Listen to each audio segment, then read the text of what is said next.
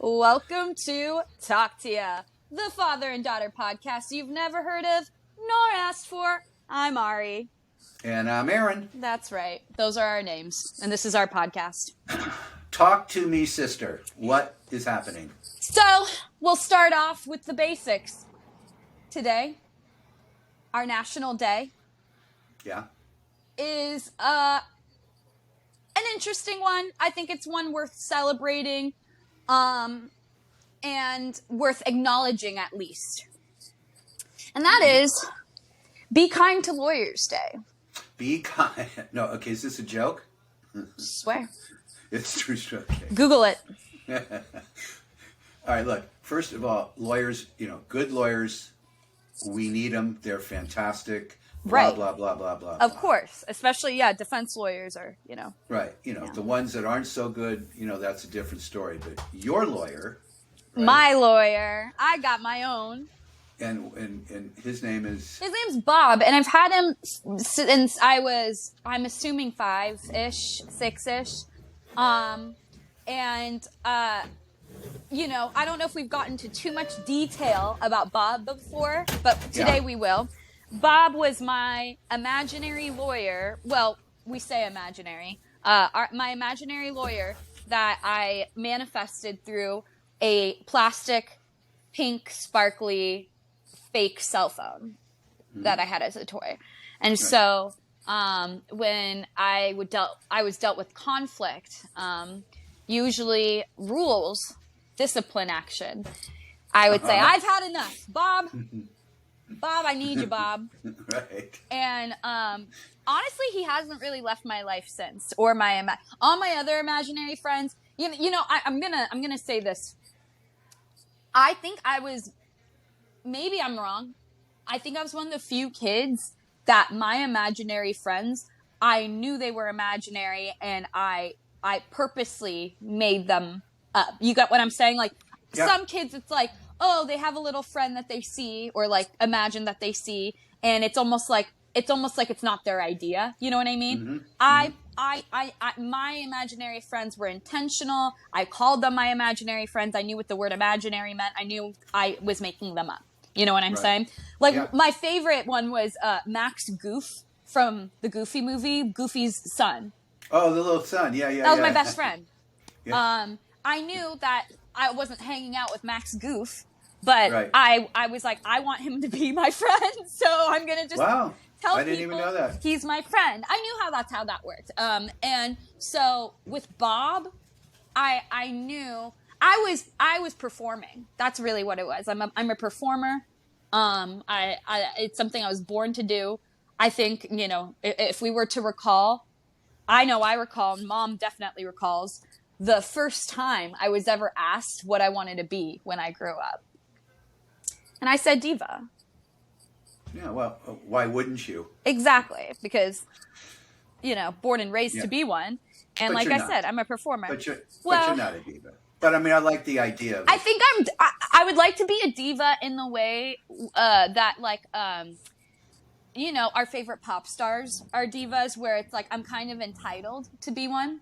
That's where I'm trying to get. So I'm trying to get maybe pop star podcast level diva, Let me ask you a question. Did you ever know the name of Bob's law firm before you hired him?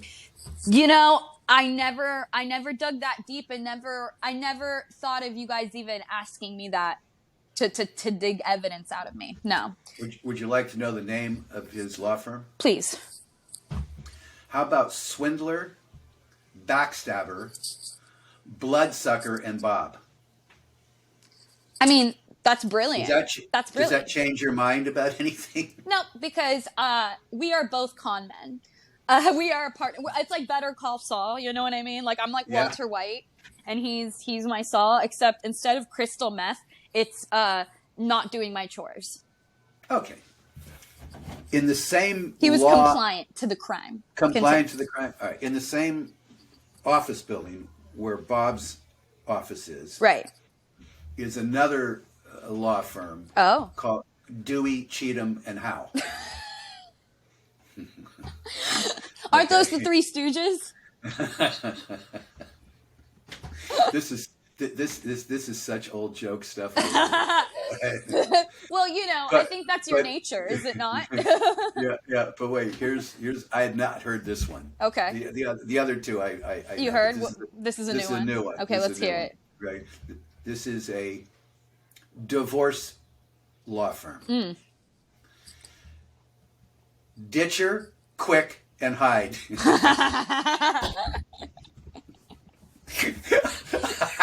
Uh-oh. He's laughing a little too hard at that one, folks. Oh, man, I love that one. So, you hear all these old, but maybe that's it may be an old one that I never heard before, but I doubt it. I doubt it. You said that, and it brought this up for me. I saw a very funny tweet recently, and there's a classic photo. I don't know if you've ever seen it, but it's from 1948, and it's a couple outside of divorce court, and the wife, or the previous wife, is wearing her furs, has sunglasses on, her beret, looks unbothered, looking straight ahead. The man on his knees begging. It's like a very classic photo. I saw it all over Twitter. People have used it as a meme, that kind of thing, right? Yeah. The funniest response I've seen to date, and this has been years since I've seen this thing, but I saw it the other day, and it was, "You must have done something really bad to get divorced in 1948. Implying women were dealing with the worst during that. So if you were still wouldn't get it. Exactly. The fact that you even got away with getting a divorce in 1948 is like, you must have been a terrible human being. Yeah. Well, it was kind of like indenture back then, wasn't it? Well, no, Dad, their teeth were real. Well, first of all, your grandparents were married in 40... Did you not get that one? Yes, Do I have to put the drum roll? Oh, wait, I didn't get that. I said their teeth were real. You said indenture. Oh. There we go. Yeah, that was messed up. I thought you were just ignoring me on purpose. That was funny. No, that's good. Your grandparents, 45. Okay. Yeah. I'm just letting you know. Yeah. Did she seem indentured to you, your grandmother? I don't think so. I don't know the meaning of the word. She ran that show pretty good. No, she did. Yeah. No, she was, and obviously, I truly believe Papa and Bob. That's our dog. No, that's our dog. That's their whatchamacallit, couple name, Poppy, because Bobby and Papa. And Papa. There you go. Poppy. Yeah. That's like, by the way, and I don't mean to interrupt, this is huge news, and I really don't want to talk about it other than to say, yes, Taylor Swift is breaking up with the boy? Yeah, but... No, I mean... Okay, it's all... I just want to... Because that's all... I'm not that interested in her, but I just heard it. Okay. No shock and awe. Poppy. But anyway, back to Poppy. Like J-Lo and Ben. Yeah, right. But it's Poppy, which is Papa and Bobby. Bobby. Which is that's perfect. Beautiful. Beautiful. Poppy. When I pray to them now, I'll say I pray to Poppy. I truly believe they have one of those love stories similar to Years of Moms that was just like, oh, that was faith, that was destiny, that was, that was a love meant to be. Oh, okay. And because it's like you both you and Mom and Poppy have like I would consider meet cutes / just like storybook type of, meeting. And I know this was all before the internet. I know that these things were, I know love had to come in those ways. But I still think a lot of marriages were arranged. A lot of marriages were, well, I guess we kind of have to do this.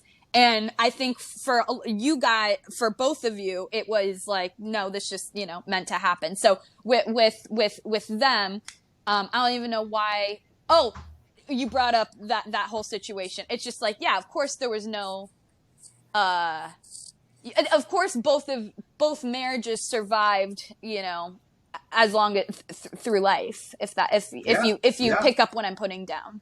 I am, and my Pilar wasn't pregnant, when so we didn't have to get married. So if that's what you mean, We're in. And you're like, that's about it. That's all it takes. All right. That's a love story and not forced. All right, so we got the lawyers, and I think, that's cute. Oh. But listen, seriously, can I just say one thing seriously? Yeah. Lawyers can save your life. Oh, they can, and they can ruin it too. So I was just going to say, a lot of lawyers can and they will. And they do. So only be kind to the ones that deserve it. Exactly. There you go. That's really what it is at the end of the day. It's like a very specific thing. It's like, well, be kind to lawyers that deserve the kindness, and the ones that don't, continue to be unkind to them, or whatever you want. Funny thing about lawyers, that word for me really triggers a time where I didn't want to be kind to lawyers, and had nothing to do with them as people. It just actually had to do with the word. 4th grade, I was I think, if I recall correctly, kids were chosen for the spelling bee, and I think I was chosen. I think you had to try out or like do a spelling test or something to do it. But me and a group of kids from my class practiced doing, the spelling bee for a couple weeks. So I was like on my game. I knew words like encouragement, like I knew the levels of words. I was really, but the word that got me the day of the bee was lawyer for some reason. Okay. It's a simple word. Law. Yeah. You're. But I spelled it laywere. Laywere. And they gave me a second chance. They said, "Are you sure about that?" And I said, "Yeah. Yeah, I am." Yeah. Did you lose the B over that word? I did. And listen, as bummed as I was, I do remember on that day, like, you guys couldn't give a shit if I won or lost. You were happy I was just there. You were proud that I was just there. You know what I mean? There you go. But one of my friend's parent was very disappointed. So when I was sitting there, I was bummed. And then I saw him and he was crying because his mom got upset with him. And then that's when I realized, I was like, oh, I'm fine. I'm great. I don't have to go home to psychos who get mad at a 4th grader for losing a spelling bee. Well, not only that, we'd be shocked if you won. Look, shocked you were there in the first place. And we didn't want to be shocked, okay? I was one of the oldest parents. Hocked.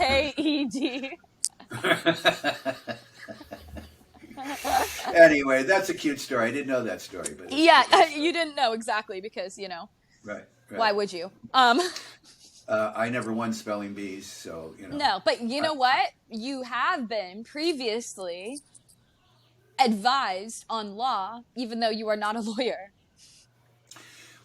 Yeah, I mean, friends come to me, acquaintances, clients. I was about to say, you've been in court asking. Well, yeah, representing. I've been in court over the years, so I know how court works, and I know how to act in court, and I know kind of, But I think it's primarily also. But I always say I'm not a lawyer. Well, that could be, but I always I'm not a lawyer. I just play one on TV. Okay, so exactly. Don't take my advice as And I say I'm not a lawyer, but I am Jewish. So what I can tell you is, and I continue. Yes. Right. And let me tell you, 9 times out of 10, people listen just off of that. All right, or a doctor, either way. Okay. Exactly. In other words, I give medical advice as well, as you know. Oh, so do I, but that's because I worked in the cannabis industry, so it's all weed related. Exactly. Okay. That's my specialty. But anyway, and lawyers, they play a lot of golf. If you want to be a good lawyer, they do play a lot of golf. It's businessmen in general. I'm laughing because I'm sorry. You know what I think of when I think of golf. Well, okay. What do you think of?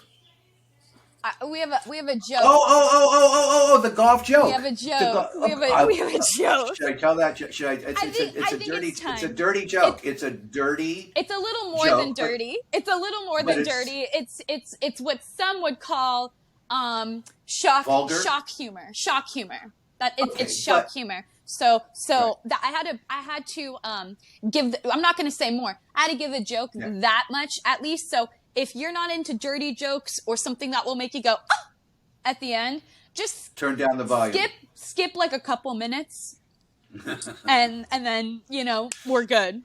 So let's talk about it. All right. It's very important, I don't play golf, okay? Which you just is play unusual one on television. in my business. I'm sorry, continue. Right. But I have Bob Hope shoes, and Bob threw them away, and I hope they fit. Okay, that's my golf. Tell the real joke. All right, here you go. Now, before you were giving I tell a little appetizer. Before I tell a joke, I have to tell you that I've told this joke to many, many golfers. Okay. Many people, strangers. And this joke, I don't remember when I was told this joke. It has to have been at least 40 years ago or more. Mm-hmm. Okay. And I've never heard anybody tell me this joke. Right. And when I tell this joke, the person's never heard the joke. Yeah. But I always preface it. Same with me. With the golfers to say, right? When you of told course. the joke. Yeah. But I always preface it, when you go to those golf tournaments, or whatever it is, I go, and they tell that, they're drinking and they're telling those jokes. They lose their mind. You will, right, they will lose their mind over this joke. All right, you ready? Yeah. Here you go. Yeah. Mr. Smith works here in San Francisco for Sony, and he's going over to Tokyo to meet his counterpart, Mr. Yamagishi. Mm-hmm.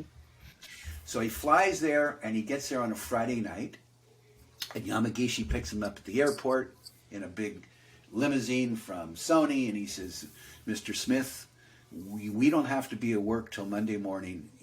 Is there something you'd like to do in Tokyo, until we have to go to work? And so Smith says, well, I'll be honest with you. I'd like to go one of those geisha houses. He goes, oh, no problem. Sony has the best geisha houses in Tokyo. So they take the limo over to the geisha house, and they're eating, they're drinking, and they're having a great time. And Mr. Smith says to Mr. Yamagishi, Mr. Yamagishi, do you think I could take one of these women home back to my hotel? And Yamagishi, absolutely no problem. So he picks one of the gals that he wants to take back, and he brings her back to the hotel room. And they're making love all night long. Kind way to put it. She's screaming, and she's yelling, Mashamagura, Mashamagura. And he's thinking, oh, my God, she's crazy about me. So, Mashamagura, Mashamagura. So, anyway, next morning she leaves, and Smith wants to tell Yamagishi what a great night he had. So he calls Yamagishi up, and he says to him, listen, Mr. Yamagishi, I just want to thank you for the most wonderful night of my life. Is there something I can do for you? So Yamagishi says, well, Mr. Smith, I understand that you are the #1 golfer in the Sony Corporation. He said, well, yes, I am. So Mr. Yamagishi says, it's very important as a Japanese businessman, to know and play golf. Can you go out and take me to a course and show me how to play? He says, of course, I'd be happy to. So Yamagishi says, Sony has the best golf course in Tokyo, and he takes him out there. It's a beautiful course. It's gorgeous. So everything's nice, and the restaurant and everything. So he takes him out to the putting green, and he shows him how to putt, and then he takes him out and he shows him how to chip, and then he takes him out and shows him how to hit a, what do you call those things, those long balls from the tee, whatever it's called. Hole in one or no? A drive. Oh, A drive. Shows him how to drive. So Yamagishi says to Mr. Smith, can we play around the golf now? He said, yeah, let's go ahead. So they start playing, and on the 13th hole, Yamagishi hits a hole-in-one. And Smith can't believe it. It's like unbelievable. He's never seen anything in his life. So he wants to tell, what a great shot it is. He goes, Mr. Yamagishi, Mashamagura. And Yamagishi says, what do you mean wrong hole? All right, that's my golf joke for today. It's still funny to this day. I've told that joke 100 times. No, that's why I can't help myself. It's a great joke. And I've told it before. I'll never tell it that good. But and let me tell you, I think I've told that joke to a few women. I always tell it to guys. I'm like, that's a. Can I be really honest with you? That is not a vulgar joke. It really isn't. Well, it's a part of people having sex. That's one way to have sex. Well, I know, so, but arguably, it's not pornographic. Arguably, Mr. Smith is very what do you call it? Sexually unintelligent. There you go. Which results in minor sexual assault. Anyway, next. And his response. No, and listen. All right. No, anyway, it's a funny joke. I think I even funnier. I took one comedy class in at San Francisco State, and I think that I chose to tell that joke to practice telling a story type joke, and I just was like, this is one I know like the back of my hand, might as well. And after I told that joke, people laughed, but the first response, and I understand completely why my professor asked this, was like, was anyone offended by that joke? Like asking like, and I don't think anyone was, or I think we had a discussion about it, but no one really was like, that's a bad joke. Like, it was just like, yeah, there's some racial things and some sexual, battery things in there. And I'm to exaggerate, but no, it's just like, it's one of those jokes that when you tell it, you automatically have the response like, oh, you know what I mean? Because you know it's bad. Okay, right? Look. Right? Yes, right? But here's the thing. It could have been any foreign language. Oh, yeah, that's also, but no, Mashamagura is not a real word. No, I made the word up. Exactly. But the point of it is it could have been Italians or French or Israelis or whatever. So that's number one. Yeah. And number two, it ain't anything that the Romans haven't already done along with the Greeks. So let's just leave it at that. All right. Now let's get down to the nitty gritty. The reason why we live in let's get to our life support right now currently, which is Scandoval. Scandoval and Vanderpump Rules. Let's go at it. First things first. This is, I guess, the formal announcement. Pump is closing soon, so we need to get our pumptinis in before that happens. Yeah. So let's talk about that for a minute. People that know the show know this. People that don't know the show don't know that Lisa Vanderpump and her husband owned 26 restaurants in Europe. I didn't know that. 26 before they came over here. I didn't know that. They came over, they settled in Beverly Hills, they opened up, what was the first one? That's now Villa Blanca, which we talked about, and that one's closed during COVID. Right. We saw Sheena. And they opened up, we saw Sheena there. Then they opened up Sir. Sexy, unique restaurant. There you go, okay. That's done well, that's done very well. Then she opens up Pump, okay, which is supposed to be a gay bar. I mean, isn't that what it's supposed to be? They have food, so they intended it to be a bar / like a still place to get food, but like mixed company. Mixed company. Okay. Let's put it that way. Like my discotheque. There you go. Right. Okay. And then they opened up Tom Tom's. Yes, which is I think doing the best right now. Doing well. Okay. Sir does I think better in total because of the. I don't know. I couldn't tell you. I don't know. People go to Tom Tom for their drinks, though. Yeah, so there's but more Sir money has more made on events, I think, and stuff like that. All right. Here's my point. We're not in her pocketbook. We don't know the answer. But here's my point. She then opened up in Vegas, I think in the Paris Hotel. I don't know, somewhere. Whatever. Okay. That's a big risk, but she probably will do pretty well. I think so. I think so. Big because of the show. Dollars, she lucked out with the show, and it's all thanks to these little twerps that ruin each other's lives. Right. But having Pump go down, that's a bit of a shock. And it's like very quiet because I saw an article about it and I was like asking around like what's going on and everyone's like yeah apparently it's closing and it's like how is this not like everywhere? Yeah, I don't get it because you're right there on Santa Monica where everything else is happening. But whatever, we just wanted to mention the fact. Yeah, gotta grab one more pumptini, which I will say the pumptinis are pretty good. I think they're like. You can get that anywhere. It's like a typical cranberry martini situation with the sugar rim, but it's delish. Okay.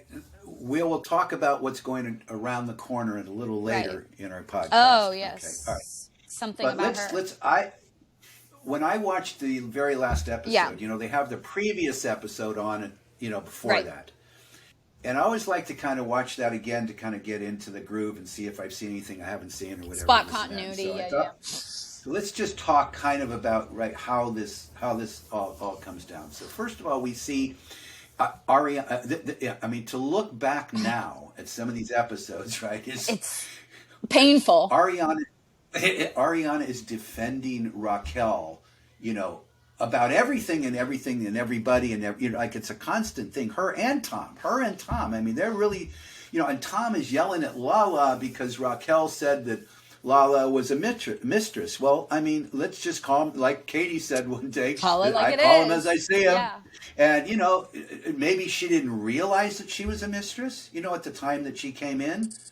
But I think it became pretty, I'm just saying, mistress means that the person that they either have a relationship or married to is still ongoing. Yeah, but she did know that they were. She knew separated. Yeah, but she's not that dumb. She knows what separation means. Listen, I'm going to give her the possibility that she didn't know that she was a mistress. Very nice of you, nicer than you usually are to Lala. So okay, when she first came in, right. But it wouldn't have taken her very long to figure that out. She knew it at that point. Yeah, I just felt like she was owning it, and then she wasn't, and then she's now denying it. And it's just like, pick a side. Like she like what I don't like is she fronts like she's not who she is, and then like goes back on it. Like she tries to like only show parts that she thinks she can flex, and then when it's not cool or whatever anymore, she like erases it, and it's like. It's just so obvious. She has the most, in my opinion, the most manufactured personality out of all of them. Out of all of them, yes. No, easily. You're absolutely right. Because that's a very good point. All of them really do, other than Raquel, also do really try. They don't try to be themselves fully, but they end up accidentally showing who they are. Having to be that. All right. Here's a funny one. This is one of the funniest things I've seen in a long time. James's father. Okay, now I don't even know if he has a job anymore. He was in the music business. He was the manager for George Michael, yes. Right? He was George Michael's manager. Right? Okay. Who's And was he a DJ after that? I don't know. Okay. Anyway, whatever this guy was, I don't think he's anything now. And apparently, there's no money between mom. Clearly, if James is helping out. And James has been paying bills. Pathetic. Which is so unlike him. It's almost like he's doing it. He's doing it. Yeah, you were about to say to brag about it, to make everybody and know. To right, power over his family. Yeah. But anyway, so that's okay. All right, whatever. But anyway, James's father says to him after Raquel and James broke up, and he was with little Allie. James, I really couldn't see you marrying Which is Raquel. just BS, obviously. What? Yeah. You mean he wasn't lucky enough to marry Raquel, this idiot? The whole what family was probably marry? like, what? But, I will say, I mean, obviously now that we're learning things about Raquel, maybe the family saw things that we didn't see in terms of her personality. I doubt it. I doubt that they're smart enough. I'll tell you why. There you go. Neither one of them, if anything, puts 100 points together on the IQ test. And again, if anything, it would be the brother maybe pointing it out to the parents. I don't know anything about the brother, but I can only assume they're all, I don't know. All I'm saying is with Raquel, like I was just saying before with like Lala, her personality is really, we're learning, pretty manufactured as well. And similar to Lala, similar to all of them really, but, like, I think with her and Lala, this is, like, a life goal situation. Like, I think for the most part, a lot of them understand that they're, like how easy it is to become a reality star and what that comes with. Because, like, they get so many perks, right? They get brand deals. We're just learning Mazel Tov to Ariana. She's just got on Dancing with the Stars. That's incredible. So... Pretty cool, huh? We love to see. This is the best way to get revenge, as we know, to just thrive and succeed and focus on yourself. I love this for her. But yeah, and this is where I kind of like see the difference between people like Ariana versus like the rest of them is like, it's very clear a lot of them are willing to exploit their likeness in order to get us to a certain level of fame. But what a lot of them kind of forget, I guess, while they're doing it is that they're being their words are always being manipulated. They're being edited to look a certain way. And that's just something they have to deal with. And that a lot of them have coped with dealing with in order to get where they are. Now, worse for some people like Ariana, as we're learning, thank God, because we want to see her thrive. But then people like Raquel, we can see how it backfires. People like Lala, how it backfires. Because when you bring relationship stuff into it, when you bring a child into it, it's going to get so messy. And you're bringing your real life into it, and it's just probably the worst thing you can do for yourself if you want to be famous. You know what I mean? I cannot believe that Lala felt any other way of having that baby was going to secure her financial for the rest of her life, which in fact is not going to be the case at all. He will be paying child support. And if he has the money, because supposedly this guy is broke, 25 million in lawsuits, blah, blah, blah. And who knows if it's all true. And that's what she's pissed about at the end of the day. Not that she was fooled out of love, that she was fooled out of the financial security. The money. Yeah. Now, she loves the kid. Of course. I can see that. Why would, like any other woman would. Yeah. So it's no big deal. She doesn't get a medal for having 9 nannies, losing her, you know? That's right. And now let's get on to the next thing. Yeah. And I want your opinion, because tell me if I'm reaching. This last episode, we see Sheena, Lala, and Brock get lunch. And Lala, who formerly hated Brock, is now crying because how much she loves him and how much he supports her and the child and yada, yada, yada. Now, Lala's dramatic. We know that. It could be, you know, whatever. Just some way to show support, guilt, whatever. It could be that. But they just seem a little too close. And then after seeing Brock also get a little canoodly with Raquel, we're now hearing rumors, and this is very not confirmed, not close sources. We don't know. But there's rumors now that there was a weird thing between Brock and Raquel for a while. So it really wouldn't surprise me if it was the same case with Lala. Well, here's what we do know, and it was on the show, I believe, or we read it, I can't remember, but I think it was on the show that Lala and Sheena and Brock were talking about all living together in a communal kind of household. Or at least Brock would be taking care of the Ocean, Lala's kid, which is like... So this is a financial scenario here, without a doubt, because Lala is sitting there going, hey, I gotta afford to get a place with the kid and blah, blah, blah. And if I'm going to be working, the baby, blah, blah. And here's Sheena, here's Brock, and Brock's lazy. You don't do anything anyhow, so he can stay home with all the babies while we can go out there and make money for the family. Okay. But, like, is that just it? That came out of their mouths. Yeah. Right? We know that for a fact. This thing with Raquel, we don't know it is thing. Now, here's the thing. The reason why I don't think it's true is because it wouldn't get Raquel anywhere whatsoever, whereas it does with Tom Sandoval. Yes, that's a very good point. And I'd believe maybe if there was like nothing happened, but there was a indication based off of behavior. You know what I mean? Like if they acted a certain way in public and then someone took that information further, because Brock does seem just a little too. He went from saying all these girls are toxic and bad for Sheena to now like holding their hands and like being so affectionate. And it's just strange to me. And that behavior, in my opinion, never looks good. And you have to always just be like in order to like, I'm not saying, they're not allowed to be affectionate with each other, but like when you go from one extreme to another, there's usually something in between. You wonder why. Well, and they weren't handsy with him. No. You know, both of them. Now, and did you see Sheena while they had that conversation? By the way, she got emotional, but she was also like alert.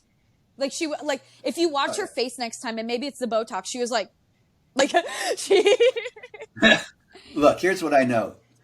Sheena has a transponder on Brock. Yeah. Okay.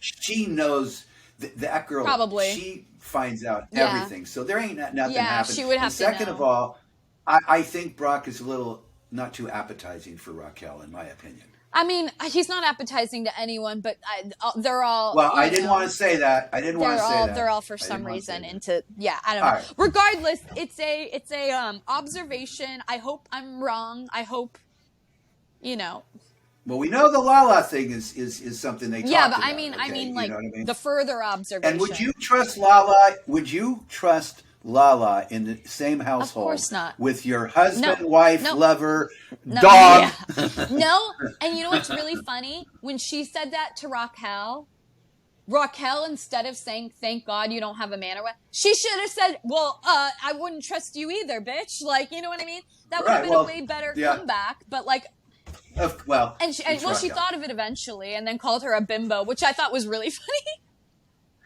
Yeah, but it was fun, and it was funny how she said it. She couldn't make eye contact. It was so hard for her to say it, but she did it, and I was like, it was so. Well, there was a couple of shocking things Raquel did on that trip to Mexico, which I want to talk about. Okay, but before we go on the trip, we've got Raquel and Schwartz laying down at a pool area, as I recall, and he's telling her about his Lisa Vanderpump tattoo on his butt or something. And she says, "Oh," and he says, "Yeah, I'll show it to you when we get to Mexico." Which is such that's a line. That is a scripted line.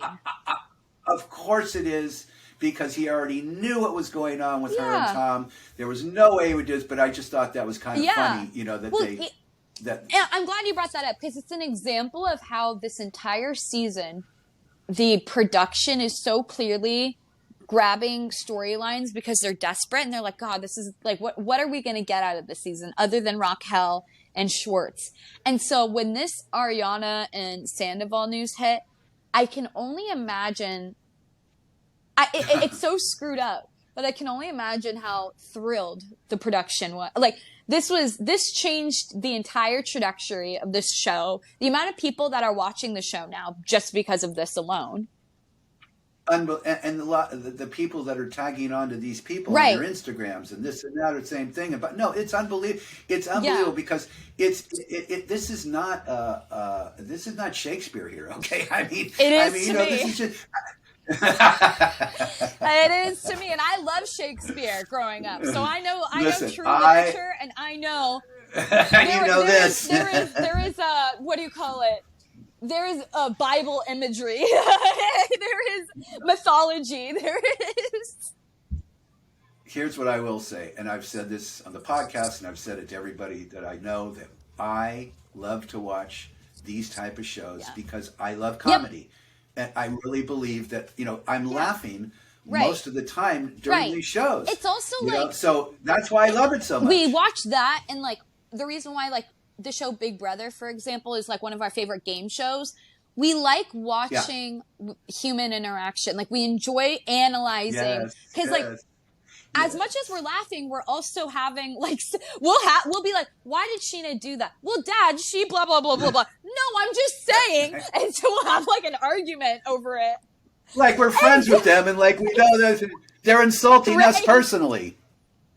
But that's what they want us to do. I mean, this is why these shows are so. Look at Kim Kardashian. I watched part of the first season of that show, and boy, was that show produced right off the bat. Produced. I mean, and it went from here 100 miles an hour very quickly, and because you started getting Scott, you started getting the sex tape, you started getting the Playboy thing, almost right off the bat. It was all coming together at once, and then they were able to create their brand so quickly, which was Chris is so smart. I mean, no, she's a stellar businesswoman. She taught her kids how to be, whether they chose to go that way or not. I think Kim and Kylie are the best of them all. And then, they have all of them have their separate TV shows that they end up doing, their show at Hulu. Now, Courtney and Travis are having a show just based off their wedding. I think that will be I think nobody will watch that. No, but I'm just saying, they have the money. No, I'm kidding. Which is just I'm kidding. But you know what? Nobody cares about either one of those two. A lot of young people sisters said it one time, and it's terrible. A lot of young people will watch it. Young meaning how young? My age and younger. Yeah. Really? I don't get it. I don't get it. People are obsessed with them as a couple, and then they were obsessed with Megan Fox and Michelle. I don't get it. I really don't. But there's something to that type of like toxic, phony, I don't know. There's something there because people think that stuff is real, Is their relationship too incongruous to each other? In other words, are they just like, would you ever think she would be with like him? Yes and a guy no, like him? Because, like, yes, in terms of like, I never expected her to go like the same as Scott ever again, like I thought that was she was going to change directions. And then after learning they were like really close friends, and then like it kind of makes sense. Like it just like it probably just like she never considered it because she was really shallow, and then she probably once, after dealing with all her dating stuff was like just wanted something a little more genuine. I'm not saying the relationship isn't genuine. Yeah, no. They're like making out and they're like, having sex in public. Like basically. But that doesn't mean that it's okay. They're just excited to be around each other. They were neighbors. Neighbors. But they were really good friends too. And they were very good friends, and with the kids and the boom, and they get. It makes sense. I kind of like the way they started their relationship. I think it's something she should. Like, if it works out, I think they should, No, and I think it will work out. I really do. And listen, let me tell you, I watched the first couple episodes of Kardashians again. Her and Scott, they were, their tongues were in their mouth all day long. I'm telling you, at the very beginning. She's just a hornball. It's just a straight up a hornball. We didn't really know how much. We saw how many kids she got, and then we learned. There you go. All right, now let's go back to our little. Yeah, let's get back to the real stuff. Here. Okay, and let's talk about a little side thing in the show where you've got Ariana and Katie, talking about their sandwich business and everything. Something about her, which is a great name. Okay, and that would make a good. Female genital. Why did I know you were going to say that? Well, you know why? The foul ball joke, which is the baseball cologne, foul balls. What? Right, foul balls is what baseball players cologne is. Or the other one. What is it? Come to me. Does it smell like come to me? Yeah, right. That I did. No. Okay. Anyway, which, by the way, that joke I think I knew when I was like 11. So. Yeah, letting everyone know about your parenting skills. Continue. Okay. All right. Anyway, here's my point. So we still don't know where Katie and Ariana got their money to open up this sandwich store. Hold on. And they're sitting there looking at a space. Where's the space? On Robertson and like 5 doors down from Sir. Melrose. Right off of Santa Monica. Yeah, I think it's 5 doors down. Yeah, which is near Melrose, which is even more expensive. Okay, and which is fine, whatever. Okay, they're looking at the place, which you can look at with no money. But now they made an offer. And the offer was accepted. Here's what I'm saying. They already had to have the money. There isn't a landlord in this world that would say, "Oh, you want to lease my place? I'm not going to worry about whether you have any money or not." But they don't tell us because she said no.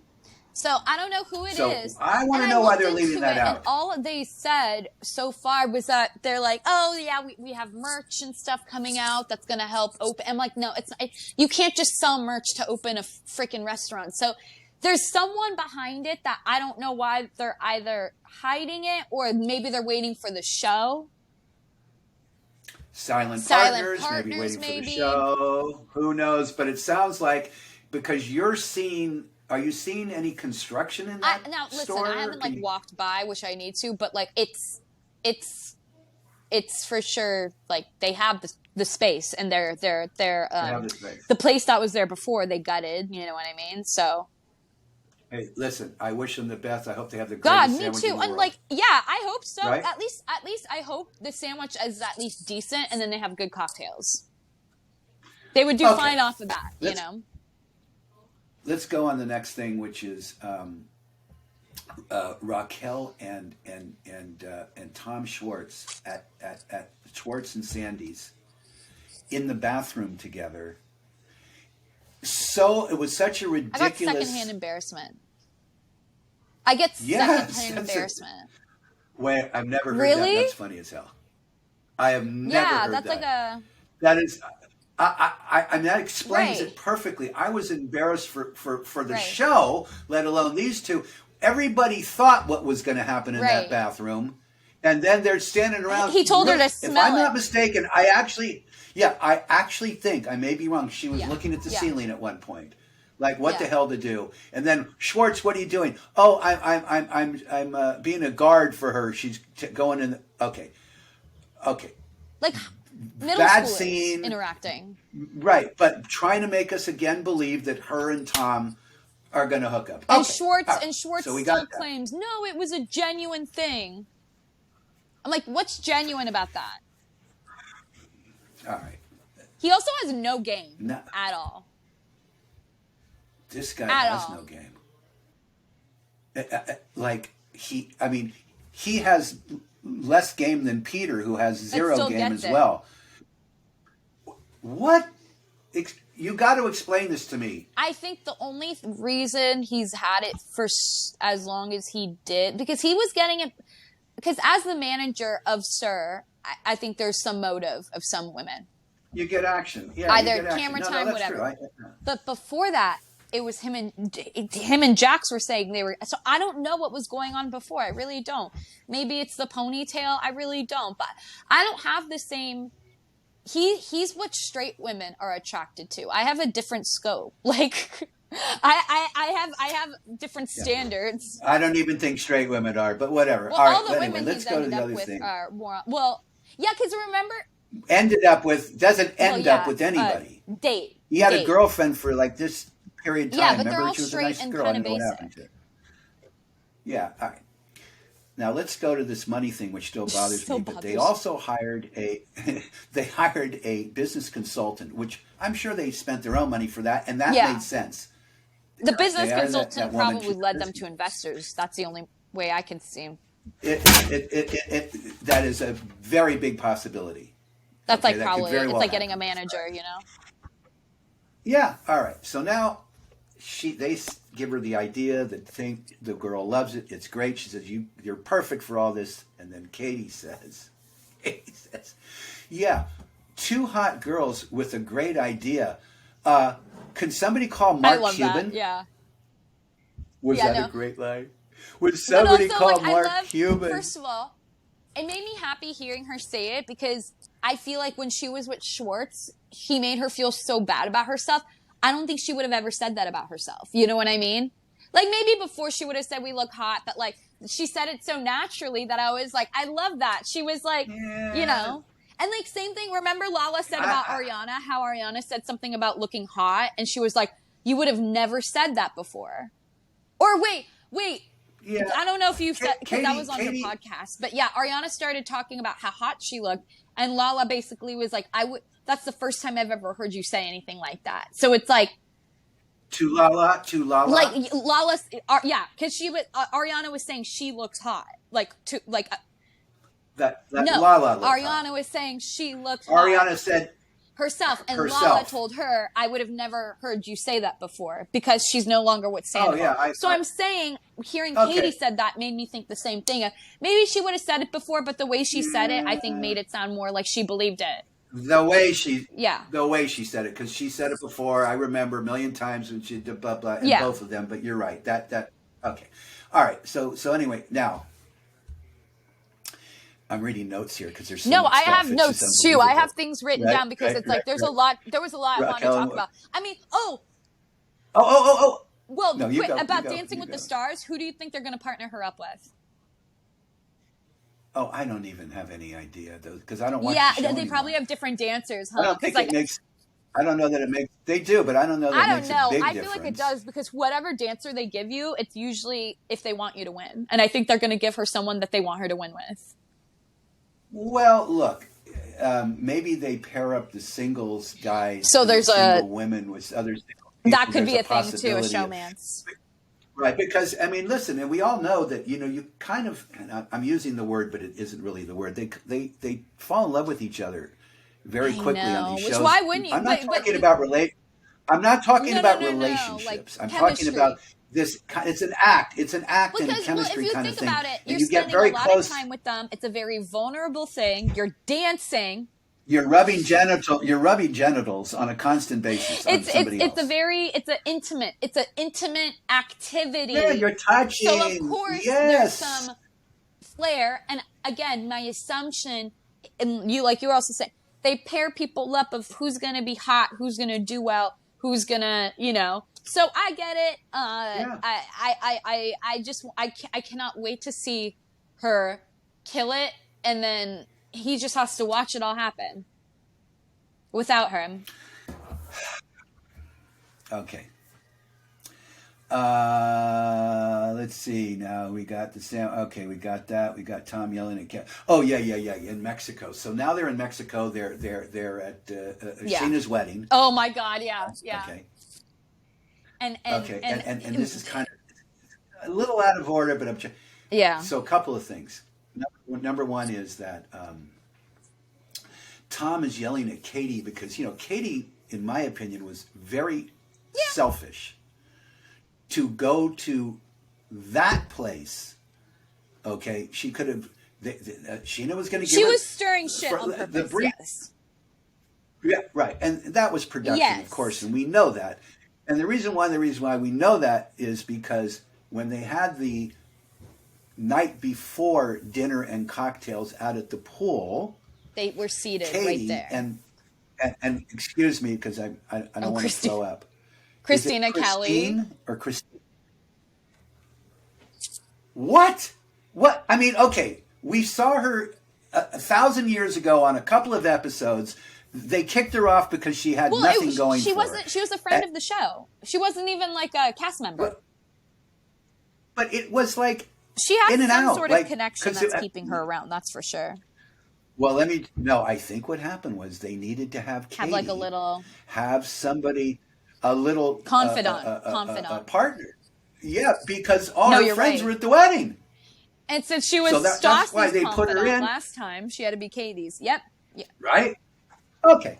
So now 2 funny things happen. One, Raquel coming over to Katie and Christine saying that you can't go to the preferred Which was a pool joke. area. Like Sheena was not clearly, but like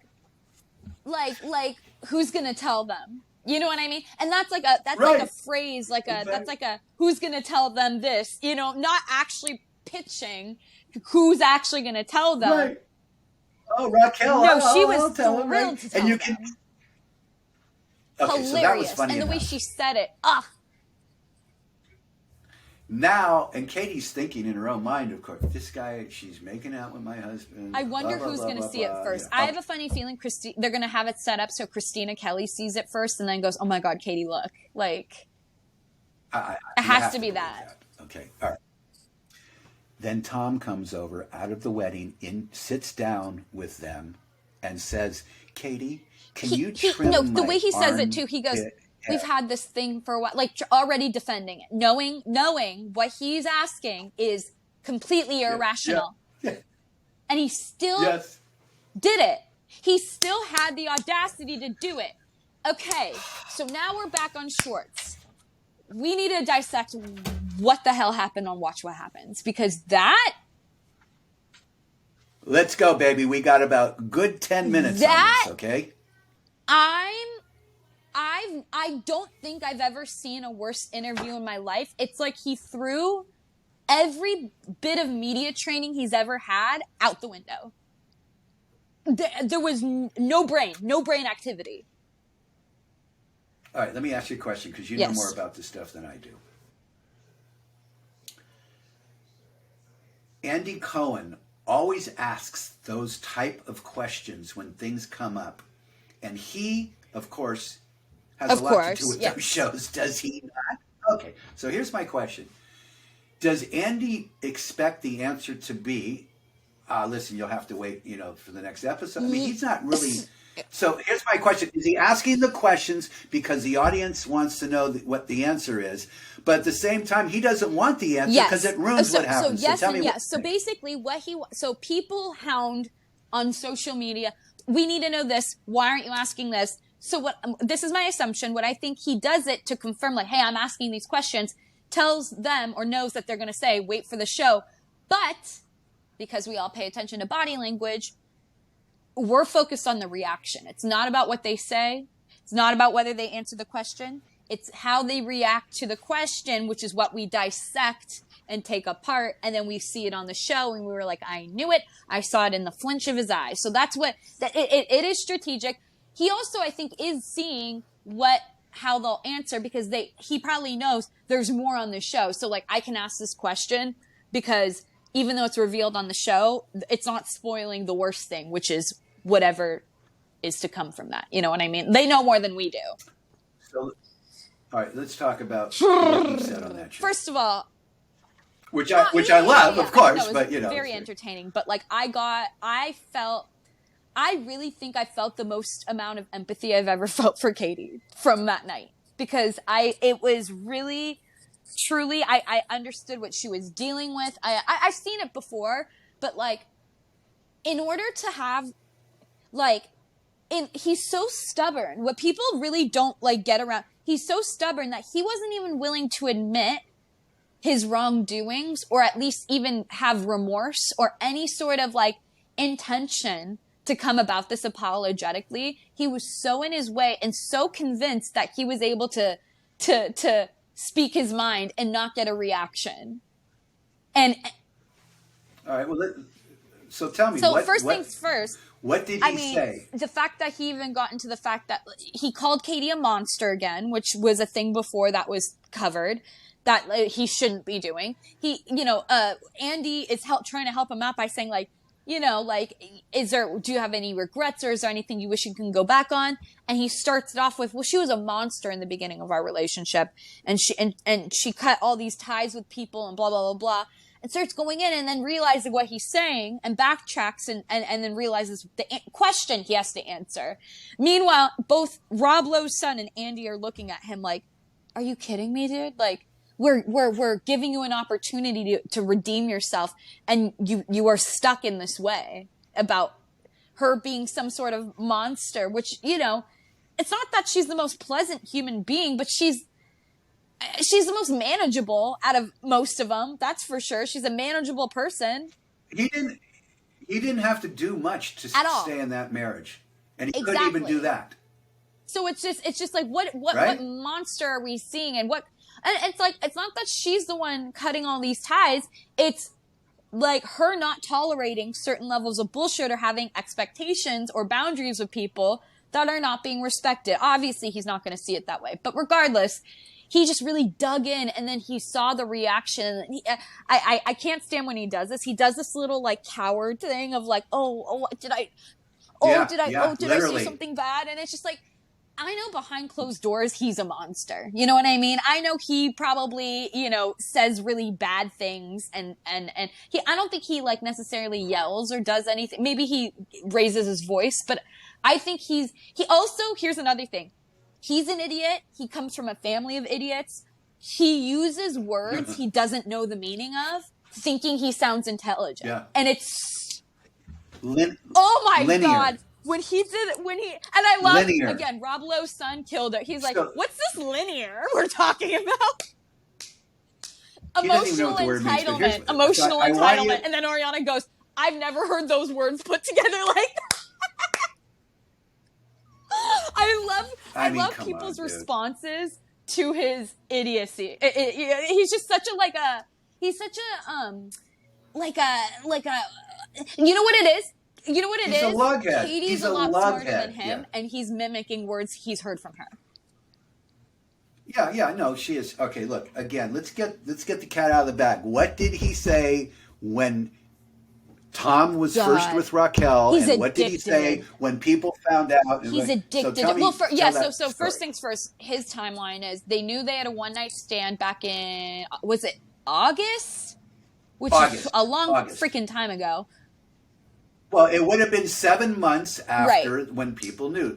August, September, October, November, December, and then January January February. is when he knew that Tom was in love and obsessed with her, and he's addicted to her. She's his heroine, which, by the way, that's a line from Twilight for anyone else who didn't pick up on that. Literally, that is a full line from Twilight he stole to describe Tom and Raquel's relationship.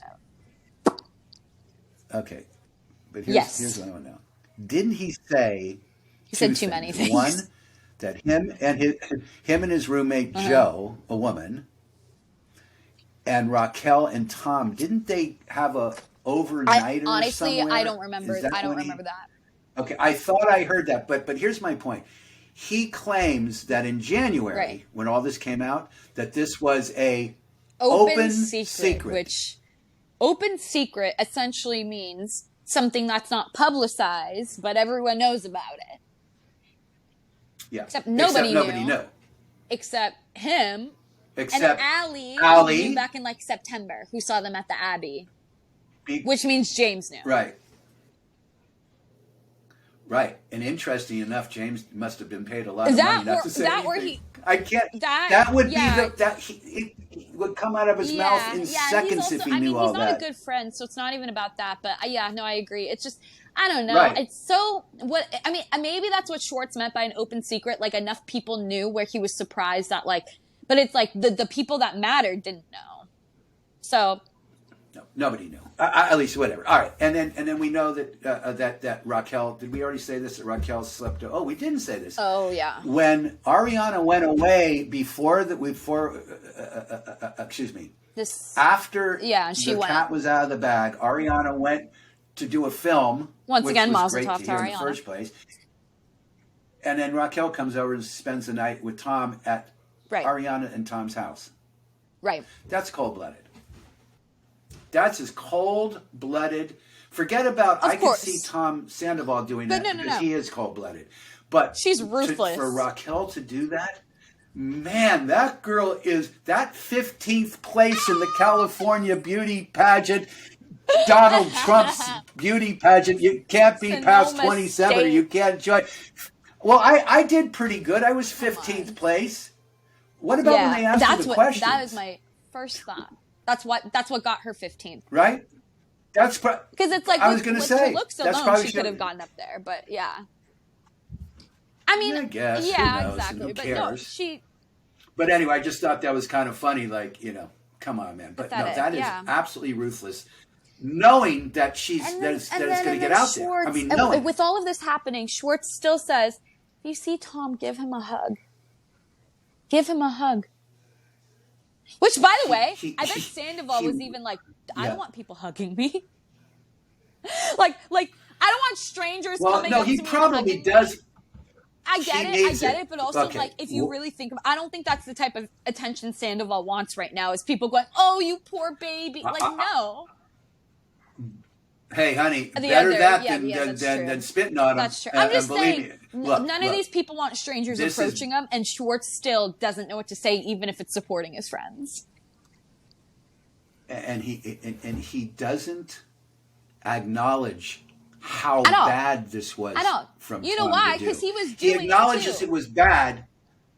Right, that's the point. He was in on it, and instead of telling his buddy, this is not the way to go. Blind Break loyalty. up with Ariana.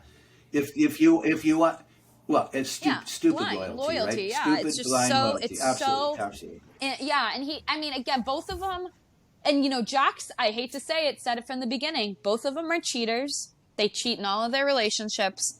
They know they cover for each other, and they always will. Because they get away with it. Exactly. Well, all three of them cheat. Jax is thrilled as he is still cheating to this day, and then he goes on Watch What Happens with Brittany and goes, yeah, we've been knowing. And Brittany's like, no, if I knew, I would have told Ariana, which is, Right. But I don't believe it. She knew. I believe that she... I agree. Of course she knew. And she was trying to make them look good as a couple. Jax wasn't going to say, are you... Raw inhale. The mouth. There you go. Raw inhale, baby. with that beer the most cheese. Disgusting thing. But again, God bless her. She's on Nutrisystems, is it? Or Weight Watchers? Is it Weight Watchers? Jenny Craig, I think. Jenny, the biggest loser out of because Jenny yeah, Craig's I losing forgot. like crazy too. I forgot. Regardless, listen, that's why all these girls go. Nutrisystem's like, killing this is why all these girls tolerate being cheated on, humiliated, having their name dragged through the mud because they really know in due time I'm gonna get money for whatever, and that's all that matters to them. Well, they hope. And a lot of them luck out because reality TV, and anyone on Vanderpump lucks out. I'm not saying like, I'm not, but Bravo, if you're on the Bravo network, you are getting some good deals, and that's, yeah. Oh, all right. Let's talk about something out of this realm because I heard it, I guess, last week on Andy's show when they had, what's her name on from Teresa New Jersey? Or Melissa? I always forget her name. No, neither one. Dolores. Dolores. So she comes on the show. She's wearing one of these paisley type pantsuits. She looks good in it, She's got the, she had her butt implants done. Not only does she say it out loud, he asks her, and she says, "Oh, and by the way, all the housewives." Ozempic. Everyone's on Ozempic. Like every. Why don't they just get on heroin? You can lose weight. No, I know. By taking heroin. It's so. And chances of heroin killing you. I mean, this Ozempic with is diabetes. For people that have diabetes. Which, by the way, the amount of Ozempic ain't around as much as people are having a problem. About to say that. This is the most sick out of. It's cruel. Almost it's cruel. Any of these things. It's cruel because not only, first of all, we have these celebrities who are allegedly promoting body positivity, loving yourself, bull crap that and then they're the ones taking a drug away from people who need it just to look a certain way. And it's like and then of course they're victims. How am I going to get a role? They tell me I have to do this to get a role. Say no. You know how many people say I'm not, like, the amount of actresses that are successful and doing it, and they're like, yeah, they try to make me do this, and I said no. Or like, a lot of actors of color who say, I'm not going to be a stereotype, and still are successful because they're not going to ruin those type of people who look out for their community and other people are going to succeed because they have the right intention. A lot of people who don't have this right intention don't have it because they don't have the real talent at the end of the day, and will do anything, like starve themselves to get to a certain place, and it's sick. And yet Lizzo's the problem, right? Lizzo's the problem. Yeah. And it's just like, it's so weird. I don't know. Anyway, I just had to mention that because it's objectively bad. Like, it's just there's no defense of it, and it's just And by the way, Dolores didn't need it. No one needs it. This is the biggest shock of life. Yeah. No, I'm saying when I say need, I get what they you're look saying. Great on camera, which is what they're trying to do. Yeah. But as we know, this is pressure from But again, it's just Hollywood. Like it's like I don't know. A lot of this attitude that I used to honestly have a lot of empathy for, I really don't, especially people with these high-paying, high-powered jobs. It's like, no, this is the time, and we know enough. We have enough resources on the internet, enough on the news to know we got to say no to these things. We got to turn them away. We're not going to be a victim and not be our own thing like that. It's a very individual mentality, and that's what's running Hollywood right now. And it's why it's all bad. All right. And that's why we're here to tell them they're all losers and we're better than them. Okay, which we are. But here's the other part. Please. And I hate to say this, and I still love her, and I will love her. I'm not like I'm crazy about her, but I have a lot of admiration for her for what she's done in the business. And J-Lo. Yeah, I know. I know. With the you love your J-Lo. With the booze. Now look, wait. Right now she has 3 commercials out. She's got what's the one Ben does? I don't even know. It's a hamburger thing or a coffee thing. Anyway, you don't watch it. Dunkin' Donuts. So she's in one of those in a drive-up. Okay, here in Ben. Then she has an Italian underwear sounds right. line. Mm-hmm. Gorgeous. Beautiful. she does a booze line. Now, this is disappointing, and here's why. She has said for years and years and years and years, one of the reasons why my skin is so good and blah, blah, because I don't drink alcohol. So now she's saying, well, I do once in a while. Well, you know, Kim said that too, by the way, when she first got on, you know. But here's my point. You want the people that buy your shit to believe in what you're selling here. How can she believe I'm going to burst your bubble here, Dad. Not only is it... Okay. Wait, two more things. One, it's stupid to do. And one, the last thing she needs is the money. Now, here's my final comment. Her and Ben have been sitting around, snooping around at 76, $80 million houses. They put an offer, an accepted offer. They blow out of the deal quickly. They keep looking. Well, when you want to buy an $80 million house, I guess you got to rack up all the commercials you possibly can. So let me break it down for you. J-Lo. Thank you, Professor. J-Lo is, I'm not going to say the first, not even going to say close to the first, one of our prime examples of an industry plant. What, by definition, an industry plant is. It's fact that a lot of her music was other people singing.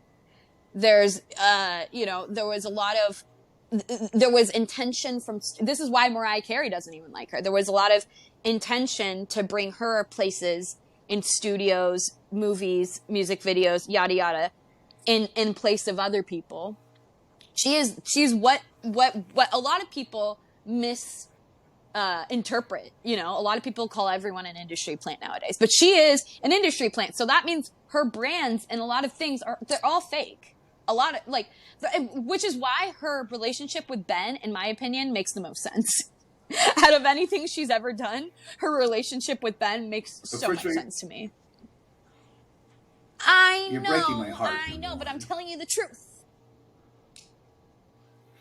But look, industry schlant, okay? The one thing she should have always stayed away from, in my view, is the booze. I get what you're saying, Dad, but she's always been a sellout. She's always been a sellout. It's always been very clear. Well, she did go with P. Diddy. Which so I don't honestly. That right there I don't even want to get into him because let's put it this way. I've only heard bad things about that man, and we'll leave it at that.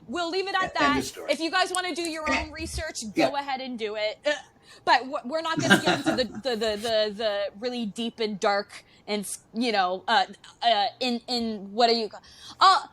Nefarious. Because as we know, there's a lot of dark things in Hollywood that go on. Since I've moved here, learned a lot of them, and has made me realize more than anything that.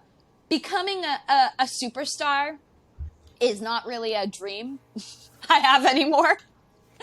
It's all scary. Yeah, it's all terrifying. But to be knowledgeable about stardom and the people within it, I think is a really good, not just good thing, like skill-wise to know, but I think in general how to navigate living somewhere like here because it's so intertwined with like everything. The politics, the social, like all of it. And, there's a lot of cult, stuff, which, people use it. It's funny. There's a lot of panic about of course, Illuminati and stuff like that, which technically isn't fake. Obviously there was an Illuminati at one point. It was a cult that became something else. There are people still using those cult practices. There's different groups. They're everywhere. That's a fact. But again, not really scary unless you volunteer yourself. You have to volunteer. Well, there you go. Yeah. It's kind of called self-esteem. That's part of it.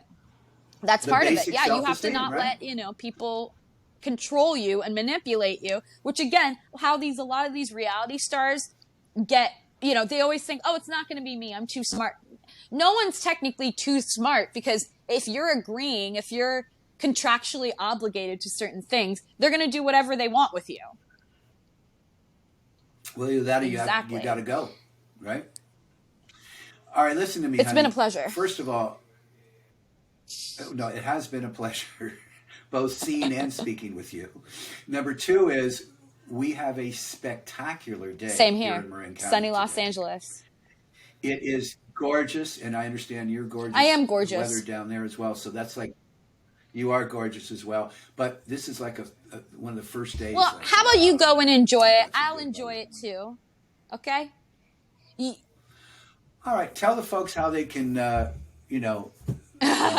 mess with us. You guys can come mess with us by emailing us, talktayapodcast@gmail.com. That's going to be our Instagram as well. We also have Talk to Ya Pod, Twitter, TikTok. And then, we're on all the platforms you want to listen to us on. So, and if they want to see us, they can see us on Spotify. They can see us on YouTube. They can see us on it's Spotify for podcasts. It used to be called Anchor. Now it's just Spotify for podcasts. So it's, we're on all those. Just go to our link tree, which is on our social media as well. Talk to Ya Pod. So, all right. Well, I will talk to you. All right.